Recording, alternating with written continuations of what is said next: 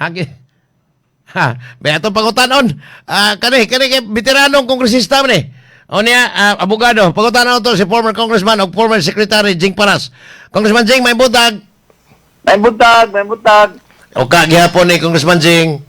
May buntag ka. Na-busy ko ka. Sige ka. Busy ganiya imong linya pagtawag namo. Mo inungdan nga karon nakatsamba gid ming ni bakante. Congressman Jing, sa imong siyam ka tuig sa Kongreso, ako na timanan katong kang TVs bitong napagan sa kaysa ton dito katong dai pinusilay pero dili pa to politika. Katong kwanto. Katong Congressman nga ilang gipabuto ang kuan. Dai Granada. Granada pero personal tong away. Henry Tevez og dunay namatay. Personal tong away katong Muslim nga congressman from Mindanao. Personal man tong away. Kani to ni kuan ang suspect ato si former Congressman Jerry Salapud. Yeah, Jerry Salapudin, correct. Now, kaniron dili ni Senado na pod ang matod pa ay term gigamit gabi nga under siege daw ang Senado. Ingon si Aimee, Senadora Aimee.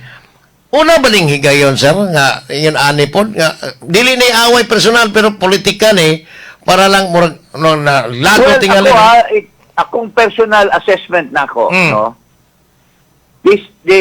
Kaning kang bato nga pagpadakop. Akong nakitaan na develop nila ni nahimo na noon nga smoke screen nga. Smoke screen. Nakita nako nga there was a bigger picture.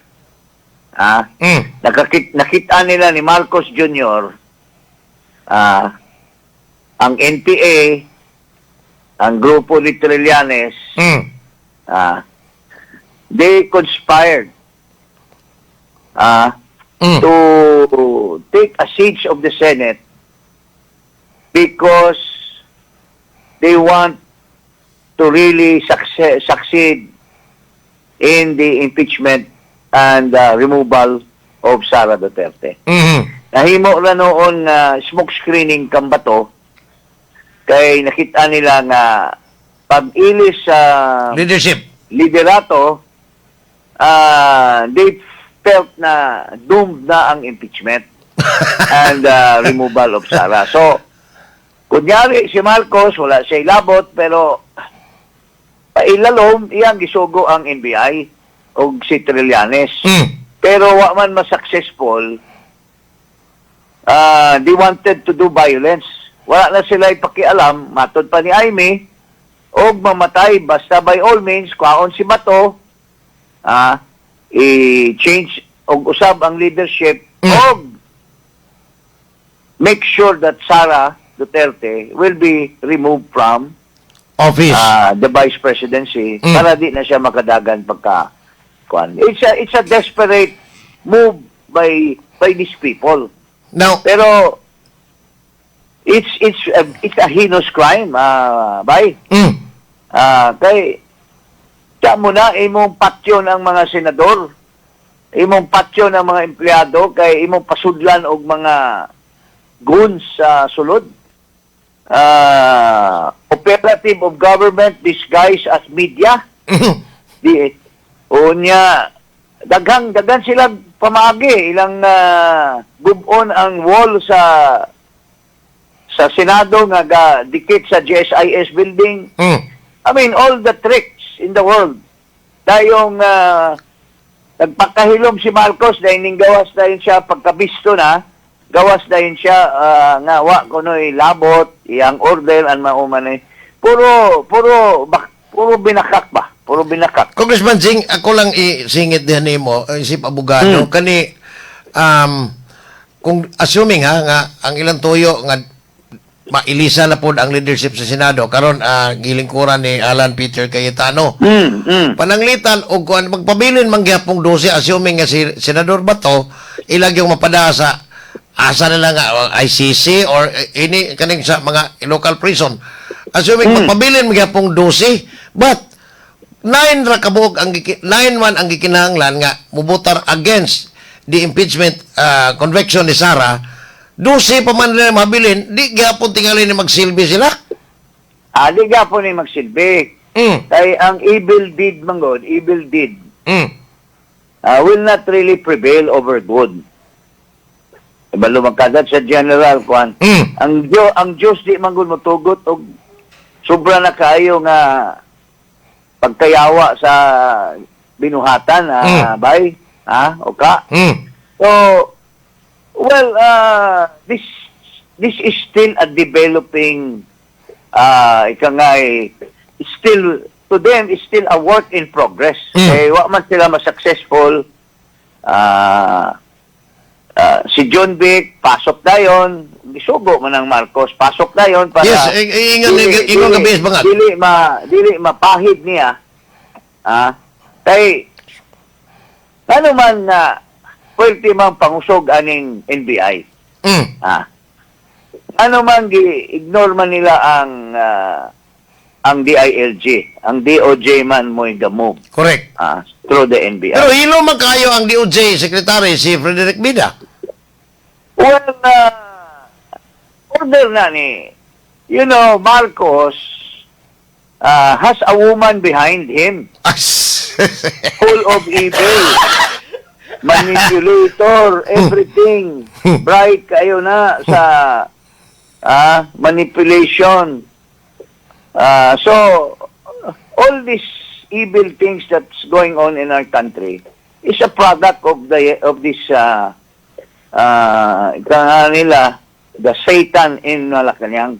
Now, Congressman Adjing, di scenario lang pananglitan kay ang Congress, both houses of Congress, lower house o ang Senado, mo imbestigar in aid of legislation. Kaning nahitabo karon posibleng doon na investigation sa Senado kay sila may naiguan nga ilang ipatawag tong taga NBI. Do you think, Congressman Jing Paras, doon na pa ba'y mahimong mapanday nga balaod diin kay pananglitag maimbestigar ni ang penalty ani antoragyan padung sa kanang contempt iipon atong Corle Diskaya. Actually, unsa pa may lain nga ang investigador mo may imbestigahon.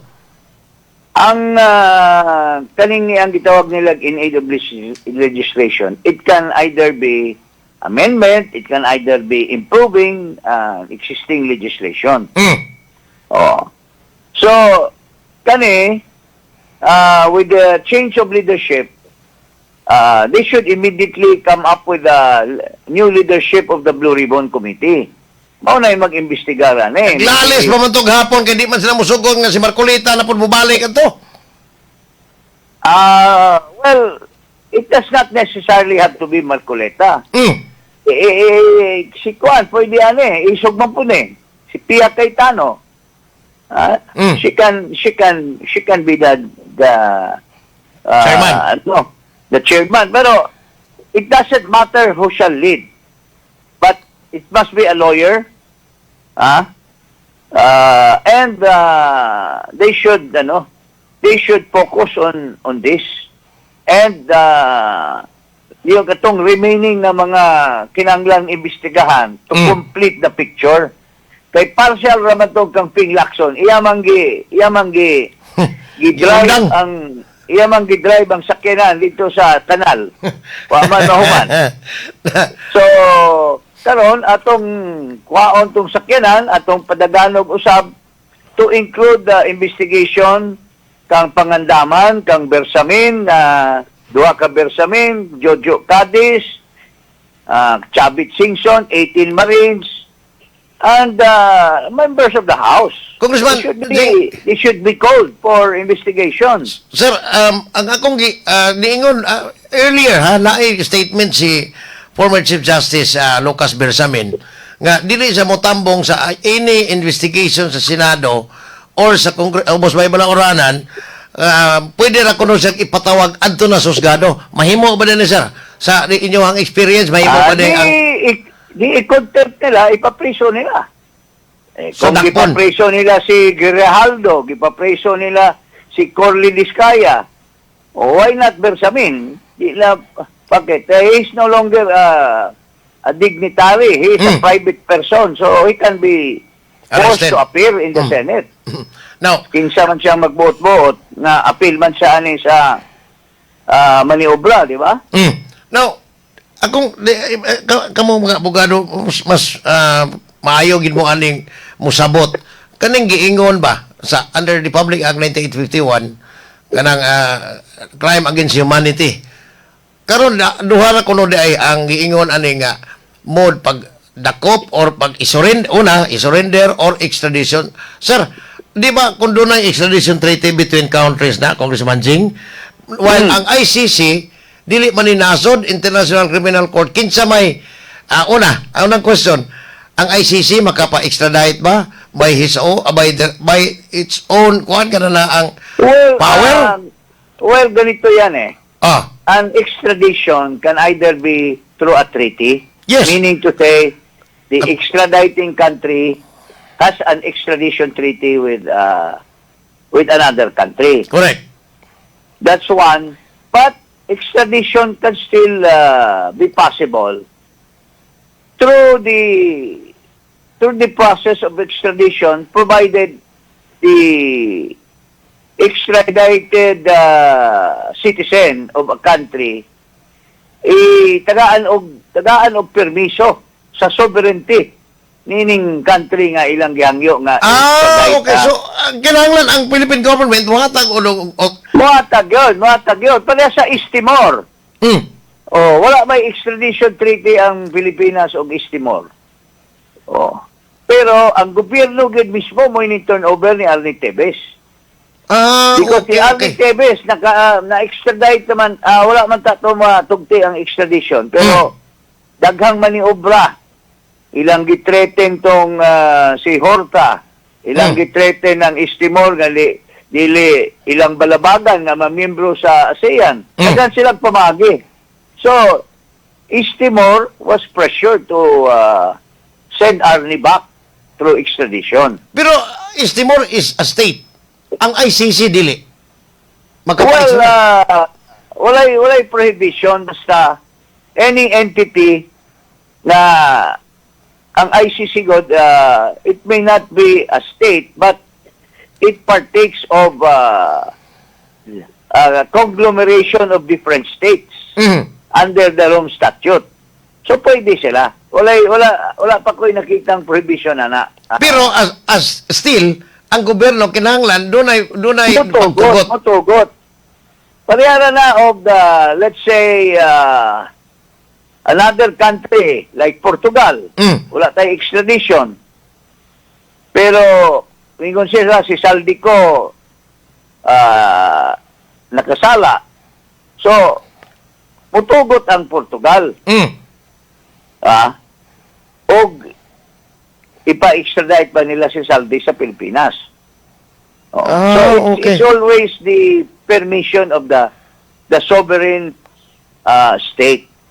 So kaning mga walay treaty, why kasabutan between countries as ay Pilipinas, Portugal, Pilipinas, East Timor, wa ni kasabutan ang Pilipinas ug aning mga nasura atong na-mention, but still papauli sila sa mga like Saldico, makapapauli sila kung ang ilang gobyerno mo na muduso nga pauli ito at tubang to.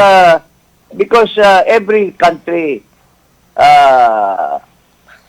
is bound to recognize certain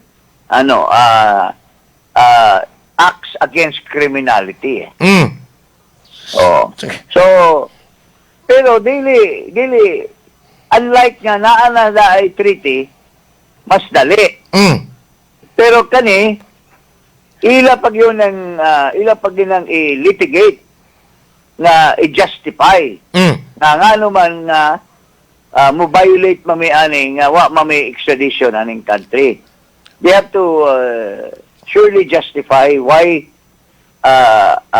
citizen of another country now living in this country will be expelled because the right of kanang abode is recognized by international law. Congressman Jing, last question ako, sir. Kay wala ko'y oras. Kaning nahitabo karon ang Congress, ang presidente, sitting president, assuming si Marcos, makadeclare of martial law just in case of different circumstances. Pero, do you think sa imong nahitabo gabi, wa ba kay musunod pa gabi sa pa'y declaration of martial law, pero ang execution is martial law na yun. Unsa tanan nimo? Well, kanang imong gipangutana, naulahin na ka. Oh, We are already in a state of martial law. still lang. Secret martial law. Kanang diya ilahang karong suppression, abuses, harassment. Kani si Ginoong Eric Celis, o si Ginoong Jason Sa, si General Pukis, butang-butang og mga sala. Kaso, Unya, pareha aning ang giingon nilang ning sultira sila nga si Marcos nagkasakit. O ning kuan sila, ning demanda sila nga pwede ba nga ipakita or i-divulge kung sa status ni Marcos. wa man gyapon anto doon. 10 days man tong gipatubag sa Supreme Court. Pero unsa ilang gihimo, ilang ang imbis si Marcos ilang ang mobile kay cyber libel man na, ang NBI mo nangunay og file. Grabe. Anyway, Congressman Singh, daghan pa kong questions mo, but late kami nakakontakt, busy imong linya. But Sige, in some bye. other time. Salamat kayo, ha? Okay, thank you po kayo. Salamat kayo nimo. May butak. Sige. Si former Secretary, former Congressman Singh Paras sa First District San Negros Oriental.